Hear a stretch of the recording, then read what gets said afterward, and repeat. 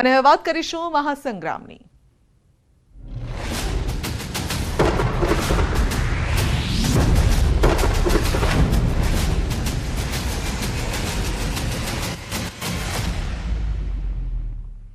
વાત કરીશું લોકસભાની સૌથી ચર્ચાસ્પદ બેઠક બનાસકાંઠાની. લોકસભાની ચૂંટણીમાં ઘૂંઘટ પર રાજનીતિ શરૂ થઈ છે. ભાજપના રેખાબેનના કોંગ્રેસના જ્ઞાનીબેન પર પ્રહાર છે કે હું એક દિવસ માટે માથે નથી ઓઢતી. રેખાબેનનું કહેવું છે હું રોજ માથે ઓઢું છું. રેખાબેને જાણે કે ટોણો માર્યો હોય જ્ઞાનીબેનને તેમ લાગે છે. જ્ઞાનીબેને પિયર પોતરવાડામાં ઘૂંઘટ કાઢીને મત માંગ્યા હતા અને રેખાબેને ચૂંટણી પ્રચારમાં કહ્યું છે કે લોકો મને પૂછે છે તમે શિક્ષિત છો તો કેમ માથે ઓઢો છો. બસ આ સવાલના માધ્યમથી જ્ઞાનીબેન પર રેખાબેને આકરા પ્રહાર કર્યા છે.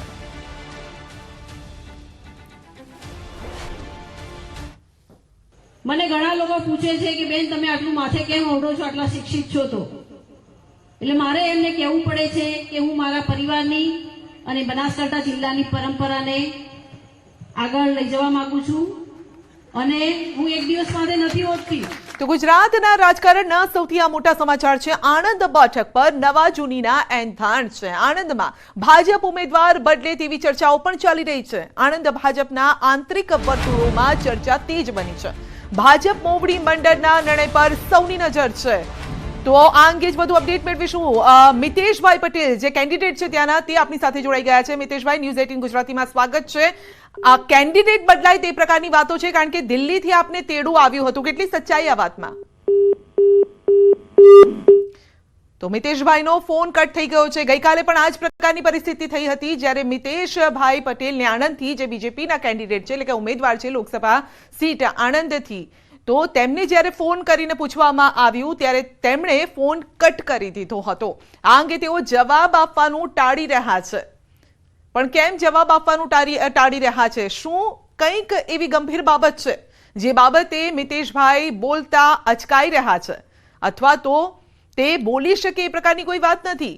કારણ કે ભાજપના તેઓ ઉમેદવાર છે આણંદ બેઠકથી મિતેશભાઈ પટેલ. ગઈ વખતે પણ તેમને ચૂંટણી મેદાનમાં ઉતારવામાં આવ્યા હતા અને 2 લાખ જેટલા મતથી જીત્યા પણ હતા મિતેશભાઈ. આપણી સાથે જોડાઈ ગયા છે. મિતેશભાઈ, કેન્ડિડેટ બદલવાની જે વાતો છે કેટલી સચ્ચાઈ આ વાતમાં? કેન્ડિડેટ બદલવાની જે વાતો હતી અફવા જ હતી. કઈ એમાં સત્ય છે નહીં, કશું જ છે નહીં. તો ગઈકાલે આપ દિલ્હીમાં હતા કે હજી પણ દિલ્હીમાં છો? હું અત્યારે વાસદ મારી ઓફિસમાં બેઠો છું. ઓકે, ગઈકાલે દિલ્હી હતા કે દિલ્હીથી તેડું આવ્યું હતું એવા મારા મેં તમને કુટુંબનું એક હતું એમાં હતો. મેં આપણે જયારે ફોન આવ્યો ત્યારે પણ આપને કહ્યું હતું. જી, પણ ચર્ચા તો વર્તુળોમાં ચર્ચા એવી ચાલી રહી છે કે હાઈકમાન્ડ તરફથી તમને તેડું હતું એટલે કંઈક ઠપકો આપવા માટે આ તેડું હતું એ પ્રકારની વાતો હતી. કઈ પણ હાઈકમાન્ડ માંથી ફોન નથી આવ્યો કે કઈ પણ કશું. જી, તો કોણ મિતેશભાઈ, તો પછી આવા સમયે કોણ ઉડાડી રહ્યું છે આવી વાતો? જો અત્યારે રાજકારણમાં આ બધું ચાલતું આવેલું છે એનું જે કઈ છે અત્યારે તો તમને એનો જવાબ પણ ભવિષ્યમાં મળી જશે.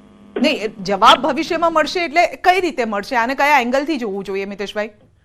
એને તમને એને જે થયું છે એને જેને જે કર્યું છે એનો જવાબ તમને મીડિયામાંથી કે ક્યાંક ને ક્યાંકથી તમને મળી જશે. એટલે શું કર્યું છે? કારણ કે અમે તો એ જ પૂછવા ઈચ્છી રહ્યા છે ને તમને કે એવી શું બાબત કઈ થઈ છે? કારણ કે અચાનક તમે દિલ્હી પહોંચ્યા હતા, ચર્ચા એવી ચાલી કે હાઈકમાન્ડ તરફથી તેડું આવ્યું છે, પછી એવી ચર્ચા આવી. બધા જ જવાબ આપી દીધા તમને, બધા જ જવાબ આપી દીધા. નહીં, પણ તમારી વાતમાં સવાલ પણ એ છે મિતેશભાઈ, કારણ કે આ લોકોએ પણ જાણવું છે, તમારા મતદારો પણ જાણવા ઈચ્છી રહ્યા છે કે એવા કોણ લોકો છે જે આવી ખોટી વાતો ફેલાવી રહ્યા છે એવા સમયે જ્યારે ચૂંટણી માથે છે? રાજકારણ છે ને, મેં કીધું ને તમને કંઈક ને કંઈક આ રીતનું આયા કરતું હોય છે. એ રીતનું હોઈ શકે છે, પરંતુ હવે તો જયારે મેં કહ્યું તો ખરું તમને. નહીં, એટલે તમારા વિરોધીઓ છે, અંદરના લોકો છે, કોણ હોઈ શકે આ? હું અત્યારે કઈ એનો જવાબ આપી શકું? કેમ ન આપી શકું? મને ખ્યાલ ના હોય ત્યાં સુધી કેમ ન હું આપી શકું? મિતેશભાઈ, એવું તો ના, તમે રાજકારણમાં વર્ષોથી છો એટલે તમને ખબર છે કે એક્ઝેક્ટલી શું ચાલી રહ્યું છે, ક્યાં શું ચાલી રહ્યું છે, એવા કયા તત્વો છે જે આ પ્રકારની વાતો ફેલાવી રહ્યા છે? એક જ વખત તમારે કીધું કે આ અફવા હતી અને એનું કશું જ છે નહીં. બસ આ જવાબ તમારો જે સવાલ હતો એનો જવાબ મેં આપી દીધો. ઓકે, એટલે પાર્ટી તરફથી તમને બોલાવવામાં નથી આવ્યા, એ ક્લિયર? નથી આવ્યા, એ બી જવાબ આપી દીધો. ઓકે, અને હવે આગળથી તમે ભલે આવી અફવાઓ ચાલતી રહે, પરંતુ તમે તમારું કામ કઈ રીતે ચાલશે, લોકો સાથે કઈ મારું રીતે? પ્રચાર પ્રસાર ચાલુ જ છે અને ચાલતો રહેશે. જી, અને કેટલી લીડ થી જીતવાનું લક્ષ્ય? બીજેપી તો 5 લાખ કહે છે. જે રીતે નેતૃત્વએ કહ્યું છે એ રીતે અમે 5 લાખ મતોથી જીતીશું. ઓકે, અને પાર્ટીમાં કોઈ એવા મતભેદ કે કઈ જેવી કોઈ વાત નથી? નથી, કોઈ મતભેદ નથી. ઠીક છે, આપનો આભાર અમારી સાથે જોડાવા બદલ. તો મિતેશભાઈ ન્યૂઝ 18 ગુજરાતી સાથે તેમણે વાતચીત કરી છે અને મિતેશભાઈનું કહેવું છે કે જે પણ વાતો ચાલી રહી છે એ અફવા છે, સમય આવે ખબર પડી જશે. હવે જ્યારે સમય આવે ખબર પડી જશે એ પ્રકારનો જ્યારે સવાલ કરીએ છીએ ત્યારે તેમના તરફથી જવાબ આવે છે કે એવું કંઈ નથી, કંઈક એવું છે જે છુપાવી રહ્યા છે, જે કહેવા માટે તેઓ તૈયાર નથી. સવાલ એ છે કે એવી કઈ બાબત હોઈ શકે છે, જે એવી કોઈ બાબત હોય અને જ્યારે એવી વાત તેઓ કરી રહ્યા હોય કે સમય આવે ખબર પડશે, ધેટ મીન્સ કે કંઈક એવી બાબત છે જે અંગે ખુલાસો કરવા તૈયાર નથી. પરંતુ ગઈકાલે તેઓ દિલ્હીમાં હતા એ વાત ચોક્કસ તેમણે કબૂલી છે, પરંતુ એની સાથે બીજી વાત કબૂલી નથી કે તેઓ પાર્ટીના કામથી દિલ્હીમાં હતા અથવા તો હાઈકમાન્ડે તેમને બોલાવ્યા હતા, એવી કોઈ જ વાત તેમણે કબૂલી નથી. તેમણે કહ્યું કે હું દિલ્હીમાં હતો, પારિવારિક કારણોસર હું દિલ્હી પહોંચ્યો હતો. રાજકોટની વાત કરીએ તો કેન્દ્રીય મંત્રી અને લોકસભાના ઉમેદવારે કરી છે રામધૂન. પરસોત્તમ રૂપાલા જોવા મળ્યા રામધૂન કરતા. ભૂપેન્દ્ર સ્થિત રોડ પર આવેલા બાલાજી મંદિરે રામધૂન કરી છે. શ્રી રામ જય રામની ધૂન બોલાવી હતી. તો પ્રસાર પૂર્ણ કર્યા બાદ રામધૂનમાં લીધો ભાગ. સુંદરકાંડ પાઠમાં પરસોત્તમ રૂપાલાએ ભાગ લીધો હતો.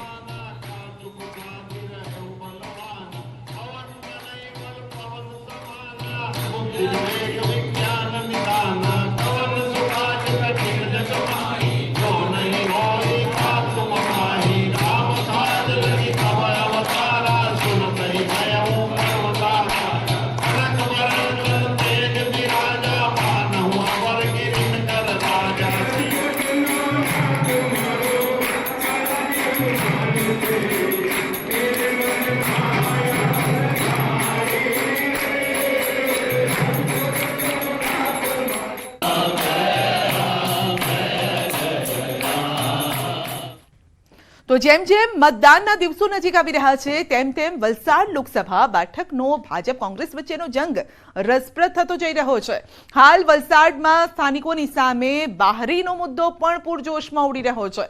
વલસાડ જિલ્લા કોંગ્રેસ અને કોંગ્રેસના ઉમેદવાર અનંત પટેલનો આક્ષેપ છે કે ભાજપના ઉમેદવાર વાંસદાના વતની નથી. તો બીજી તરફ ભાજપ ઉમેદવાર ધવલ પટેલના નામે નનામી પત્રિકા પણ વાયરલ થઈ રહી છે, જેમાં ઉમેદવાર ધવલ પટેલના નામની જાહેરાતથી સ્થાનિક કાર્યકરો અને અગ્રણીઓ પણ નારાજ હોવાનો દાવો કરવામાં આવી રહ્યો છે. વલસાડ ભાજપે પણ વળતો પ્રહાર કરતા કહ્યું છે કે કોંગ્રેસના આક્ષેપ પાયાવિહોણા છે. એટલે એ લોકો બી જાણી ગયા છે કે અમારી કંઈક ભૂલ થઈ છે. આમ તો એ કંઈ સુરત રાંદે રહી છે, પણ દન કહેવાનું એવું છે કે વાંસદા તાલુકા ઝેરી ગામના વતની છે. પણ અમારા આનંદભાઈને અમારા ઉમેદવારને પૂછ્યું ભાઈ આનંદભાઈ તમારા તાલુકાનો વ્યક્તિ છે, તો આનંદભાઈ નથી ખબર કે ત્યાં ગામના નથી ઓળખતા. વડીલ માણસને પૂછતા હતા કે ભાઈ આમાં ઝેરી ગામમાં આ ઉમેદવારનું ઘર ક્યાં આવ્યું ધવલભાઈનું, તો પેલો ભાઈ બી ગુચવાય છે કે ધવલભાઈ તો કંઈ બહાર રહે છે ને પરિવાર બહાર રહેતો છે ને, એટલે આમાં કંઈ નથી. આ લોકો ગભરાટ થઈ ગયો છે. મને ઉમેદવાર બદલે તો પણ નફો છે અને ઉમેદવાર ન બદલે તો પણ નફો છે, કારણ કે અમે સ્થાનિક લેવલે રોડ રસ્તાથી લઈને નાનામાં નાની સમસ્યા, મોટામાં મોટી સમસ્યા સાથે લોકોની સાથે રહ્યા છે.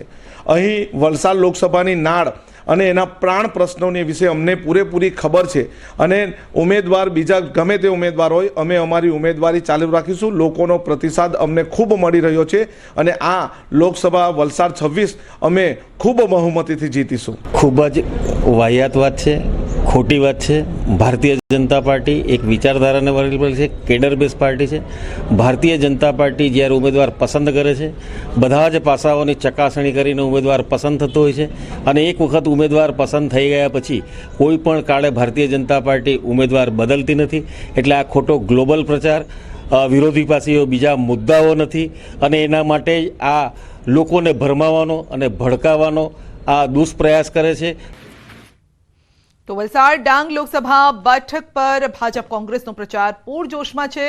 ભાજપના ઉમેદવાર ધવલ પટેલ અને ભાજપા અગ્રણીઓ વિકાસના મુદ્દે લોકો વચ્ચે જઈ મત માંગી રહ્યા છે. બીજી બાજુ કોંગ્રેસના ઉમેદવાર અનંત પટેલ અને કોંગ્રેસ અગ્રણીઓ પણ સ્થાનિક પ્રશ્નોને લઈ લોકોનું સમર્થન માંગી રહ્યા છે. તેવામાં વલસાડ બેઠક જીતવા ભાજપે ખાસ રણનીતિ બનાવી છે અને જેની બેઠક ગઈકાલે નાણામંત્રી કનુભાઈ અને ક્લસ્ટર પ્રભારી ભરત પંડ્યાની અધ્યક્ષતામાં યોજાઈ, જેમાં અનેક જન કલ્યાણકારી યોજનાઓના કારણે ભાજપ જંગી લીડથી જીતશે તેવો દાવો કરવામાં આવ્યો છે.